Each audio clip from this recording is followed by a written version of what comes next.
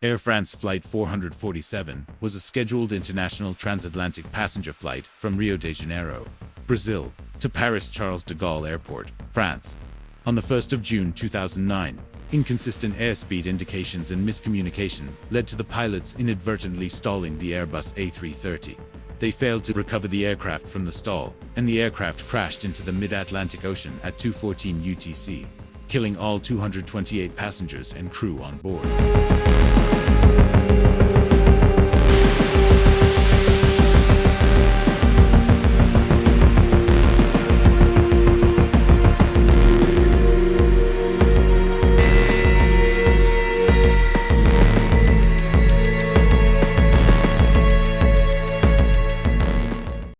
The Brazilian Navy recovered the first major wreckage and 2 bodies from the sea within 5 days of the accident. But the investigation by France's Bureau of Inquiry and Analysis for Civil Aviation Safety was initially hampered because the aircraft's flight recorders were not recovered from the ocean floor until May 2011, nearly 2 years after the accident. The BEA's final report, released at a press conference on the 5th of July 2012, concluded that the aircraft suffered temporary inconsistencies between the airspeed measurements, likely resulting from ice crystals obstructing the aircraft's pitot tubes, caused the autopilot to disconnect. The crew reacted incorrectly to this, causing the aircraft to enter an aerodynamic stall, which the pilots failed to correct. The accident is the deadliest in the history of Air France, as well as the deadliest aviation accident involving the Airbus A330. The aircraft involved was a 4-year-old Airbus A330. It was delivered to the airline in April 2005. The aircraft underwent a major overhaul on the 16th of April 2009, and at the time of the accident, had accumulated about 18,870 flying hours. It was the last Airbus A330 delivered to the airline. The aircraft was carrying 216 passengers, 3 aircrew, and 9 cabin crew in 2 cabins of service. Among the 216 passengers were 126 men, 82 women, and 8 children, including 1 infant. There were 3 pilots on the flight. The pilot in command, 58-year-old Captain Marc Dubois, had joined Air France in February 1988 from rival French domestic carrier Air Inter, which later merged into Air France, and had 10,988 flying hours, of which 6,258 were as captain, including 1,700 hours on the Airbus A330. He had carried out 16 rotations in the South America sector since arriving in the A330-A340 division in 2007. The crew's relief co-pilot in the left seat, 37-year-old First Officer David Robert, had joined Air France in July 1998 and had 6,547 flying hours, of which 4,479 hours were on the Airbus A330. He had carried out 39 rotations in the South America sector since arriving in the A330-A340 division in 2002. Robert had graduated from École Nationale de l'Aviation Civile, one of the elite Grandes Écoles, and had transitioned from a pilot to a management job at the airline's operations center. He served as a pilot on the flight to maintain his flying credentials. The co-pilot in the right seat, 70-year-old First Officer Pierre-Cédric Bonin, had joined Air France in October 2003 and had 2,936 flight hours, of which 807 hours were on the Airbus A330. He had carried out 5 rotations in the South America sector since arriving in the A330-A340 division in 2008. His wife, Isabel, a physics teacher, was also on board. There were 9 cabin crew members on the flight. Senior Purser Anne Grimaud, 49, 25 years service. Purser Francois Sonic, 54, 28 years service. And Purser Marilyn Messaud, 45, 20 years service. Flight attendants Lawrence Desmetz, 44, 18 years service. Stephanie Schumacher, Saint-Chabat, 16 years service. Sebastian Vedavati, 33, 11 years service. Clara Amadou, 31, 8 years service. Carol Guillemont, 31, 5 years service. And Lucas Gagliano, 23, 2 years service. Of the 12 crew members, including aircrew and cabin crew, 11 were French and 1 was Brazilian. The majority of passengers were French, Brazilian, or German citizens. The passengers included business and holiday travelers. The aircraft departed Rio de Janeiro Galeão International Airport on the 31st of May 2009 at 19:29 Brazilian Standard Time, with a scheduled arrival at Paris Charles de Gaulle Airport at 11:03 Central European Summer Time the following day. Voice contact with the aircraft was lost around 1:35 UTC, 3 hours and 6 minutes after departure. The last message reported that the aircraft had passed waypoint Intol, located 565 kilometers off Natal, on Brazil's northeastern coast. The aircraft left Brazilian Atlantic radar surveillance at 1:49 UTC and entered a communication dead zone. The Airbus A330 is designed to be flown by 2 pilots, but the 13-hour duty time, the total flight duration, as well as pre-flight preparation, required for the Rio-Paris route, exceeded the 10 hours permitted before a pilot had to take a break, as dictated by Air France's procedures. To comply with these procedures, Flight 447 was crewed by 3 pilots, a captain, and 2 first officers. With 3 pilots on board, each pilot could take a break in the A330's rest cabin, located behind the cockpit. In accordance with common practice, Captain Dubois sent First Officer Robert for the first rest period with the intention of taking the second break himself. At 1:55 UTC, he woke up First Officer Robert and said, "He's going to take my place." After attending the briefing between the 2 co-pilots, the captain left the cockpit to rest at 2:01 UTC. At 2:06 UTC, the pilot warned the cabin crew that they were about to enter an area of turbulence. About 2 to 3 minutes later, the aircraft encountered icing conditions. The cockpit voice recorder recorded sounds akin to hail or grapple on the outside of the aircraft, and ice crystals began to accumulate in the pitot tubes, which measure airspeed bone-in. The pilot flying turned the aircraft slightly to the left and decreased its speed from Mach 0.8 to 20.80, which was the recommended speed to penetrate turbulence. The engine anti-ice system was also turned on.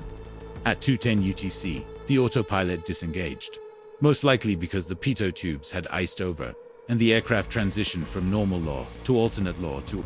The engine's autothrust systems disengaged 3 seconds later.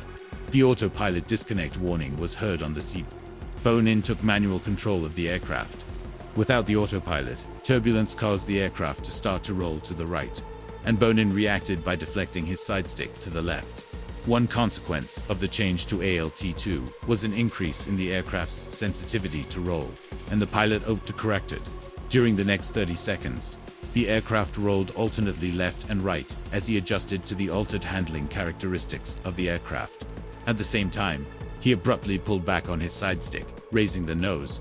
This action was unnecessary and excessive under the circumstances. The aircraft's stall warning briefly sounded twice because the angle of attack tolerance was exceeded, and the aircraft's indicated airspeed dropped sharply from 274 to 52 knots. The aircraft's angle of attack increased, and the aircraft subsequently began to climb above its cruising altitude of 35,000 feet. During this ascent, the aircraft attained vertical speeds well in excess of the typical rate of climb for the Airbus A330, which usually ascends at rates no greater than 2,000 feet per minute. The aircraft experienced a peak vertical speed close to 7,000 feet per minute, which occurred as Bone-in brought the rolling movements under control.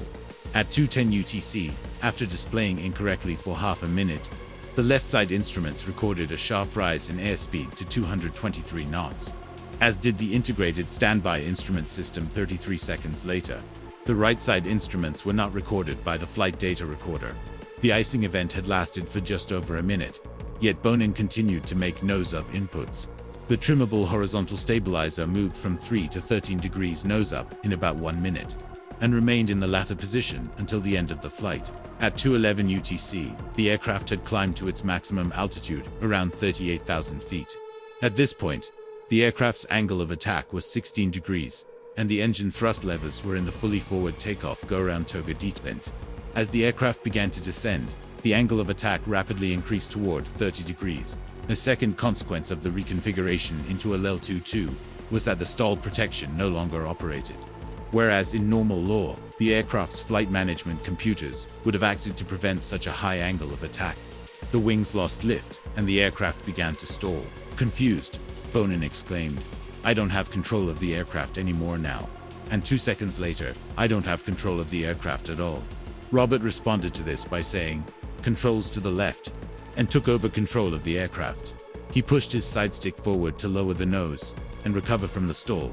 However, Bone-in was still pulling his side stick back. The inputs cancelled each other out and triggered an audible dual input warning.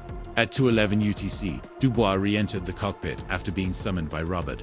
The angle of attack had then reached 40 degrees, and the aircraft had descended to 35,000 feet, with the engines running at almost 100% N1, the rotational speed of the front intake fan, which delivers most of a turbofan engine's thrust. The stall warnings stopped, as all airspeed indications were now considered invalid by the aircraft's computer because of the high angle of attack. The aircraft had its nose above the horizon, but was descending steeply. Roughly 20 seconds later, at 2:12 UTC, Bonin decreased the aircraft's pitch slightly. Airspeed indications became valid, and the stall warning sounded again.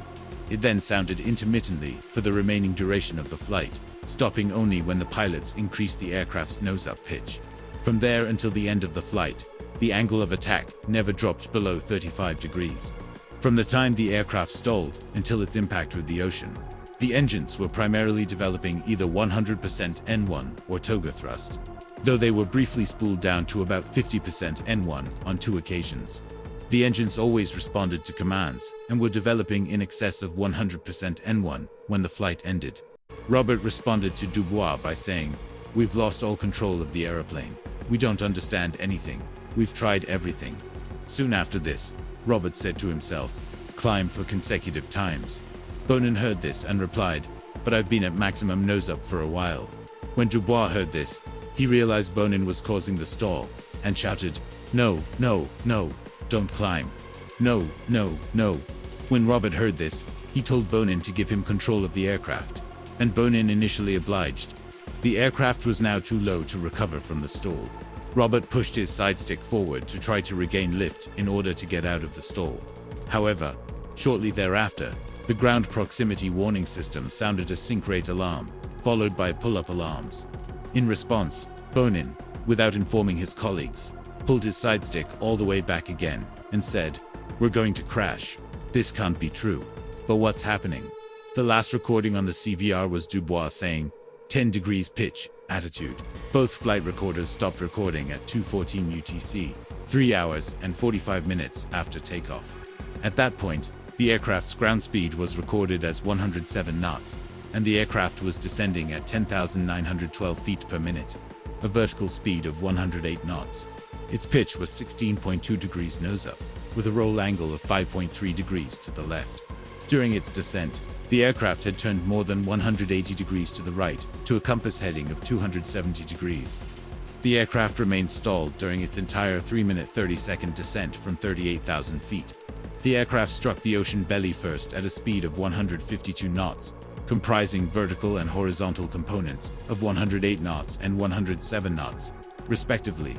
All 228 passengers and crew on board died on impact from extreme trauma, and the aircraft was destroyed.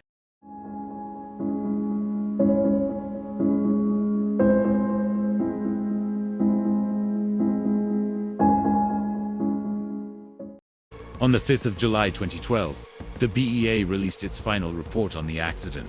This confirmed the findings of the preliminary reports and provided additional details and recommendations to improve safety. According to the final report, the accident resulted from this succession of major events. Temporary inconsistency between the measured speeds, likely as a result of the obstruction of the pitot tubes by ice crystals, caused autopilot disconnection and flight control mode reconfiguration to alternate law. The crew made inappropriate control inputs that destabilized the flight path. The crew failed to follow appropriate procedure for loss of displayed airspeed information. The crew were late in identifying and correcting the deviation from the flight path. The crew lacked understanding of the approach to stall. The crew failed to recognize the aircraft had stalled, and consequently did not make inputs that would have made recovering from the stall possible. These events resulted from these major factors in combination. Feedback mechanisms between all those involved. The report identifies manufacturers, operators, flight crews, and regulatory agencies, which made it impossible to identify repeated non-application of the loss of airspeed information procedure, and to ensure that crews were trained in icing of the pitot probes and its consequences. The crew's lack of practical training in manually handling the aircraft both at high altitude and in the event of anomalies of speed indication. The weakening of the two co-pilots' task sharing, both by incomprehension of the situation at the time of autopilot disconnection and by poor management of the startle effect, leaving them in an emotionally charged state. The cockpit's lack of a clear display of the inconsistencies in airspeed readings identified by the flight computers. Too confusing stall-related buffet for over-speed-related buffet. To the indications by the flight director that might have confirmed the crew's mistaken view of their actions. Or to difficulty in identifying and understanding the implications of the switch to alternate law, which does not protect the angle of attack. The crew's lack of response to the stall warning, whether due to a failure to identify the oral warning, to the transience of the stall warnings that could have been considered spurious, to the absence of any visual information that could confirm that the aircraft was approaching stall after losing the characteristic speeds. Air France established a crisis center at Terminal 2D for the 60 to 70 relatives and friends who arrived at Charles de Gaulle Airport to pick up arriving passengers. But many of the passengers on Flight 447 were connecting to other destinations worldwide. In the days that followed, Air France contacted close to 2,000 people who were related to or friends of the victims. In the aftermath of Air France Flight 445, investigators highlighted how a chain of small technical issues and human errors can quickly escalate into tragedy. The crash served as a sobering reminder that in aviation, precision, communication, and situational awareness are the last lines of defense against disaster. Ultimately, the lessons learned pushed airlines and regulators to strengthen training for cockpit coordination and emergency management. Every improvement born from this tragedy stands as a tribute to the passengers and crew, ensuring that their loss continues to make future flights safer for all. Thanks for watching this episode of the Black Box series, where every story brings us closer to understanding the skies. Don't forget to like, share, and subscribe for more real-life air crash investigations and the lessons that keep aviation safer. See you in the next flight story.